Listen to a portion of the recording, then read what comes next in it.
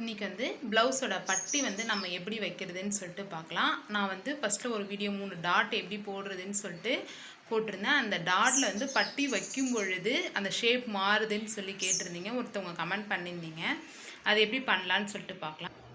இது போல் நம்மளோட அளவு ப்ளவுஸில் இப்படி பட்டி வந்து நேராக இருக்குது அப்படின்னா கூட சரி, கொஞ்சமாக நம்ம மார்க் பண்ணி கட் பண்ணும்போது கொஞ்சம் இந்த மாதிரி வளைச்சி தான் நம்ம இப்படி வளைச்ச மாதிரி வி ஷேப்பில் பட்டியை கொண்டு வரணும். அந்த மாதிரி கொண்டு வந்தால் தான் அந்த பட்டி வந்து இந்த இடத்துல டாட் பிடிக்கும் பொழுது நமக்கு அந்த ஷேப்பாக நமக்கு வந்து உட்காரும். அந்த வந்து நம்ம கட்டிங்கில் இந்த மாதிரி வேலையை நம்ம செய்யலாம்.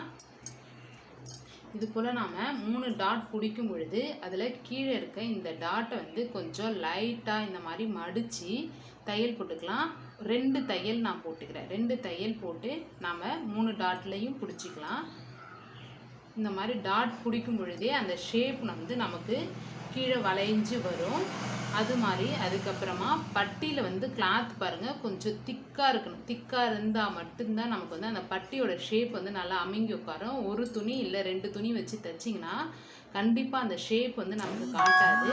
அது போல் நம்ம பார்த்துக்கணும். இந்த மாதிரி கட் பண்ணும் பொழுதே தெரியுதுங்களா, கட்டிங்லேயே வந்து நமக்கு கிராஸ் வந்து வரணும். அந்த மாதிரி நம்ம பார்த்து கட் பண்ணிக்கலாம். இது போல் நமக்கு கட்டிங்லேயே கிராஸ் வர மாதிரி கட் பண்ணிவிட்டு இந்த 3 டாட்டில் நம்ம வைக்கும் பொழுது இந்த மாதிரி வச்சு இந்த மேல் தையலை இந்த மாதிரி நம்ம போட்டு வந்துடலாம். இது போல் நம்ம போட்டு வந்து அதுக்கப்புறமா இந்த பாருங்க, இந்த சைடு நான் தையல் போட்டே எடுத்திருக்கேன்.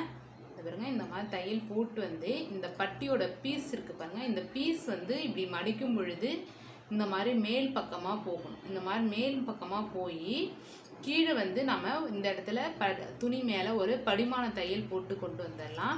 இந்த மேலேயே இது மேலேயே நாம் ஒரு படிமான தையல் போட்டோன்னா அந்த பட்டியோட ஷேப் வந்து நமக்கு வளைஞ்சி அழகாக உட்காரும். இந்த டாட்டும் வந்து நமக்கு கப்பு வந்து கரெக்டாக இருக்கும்.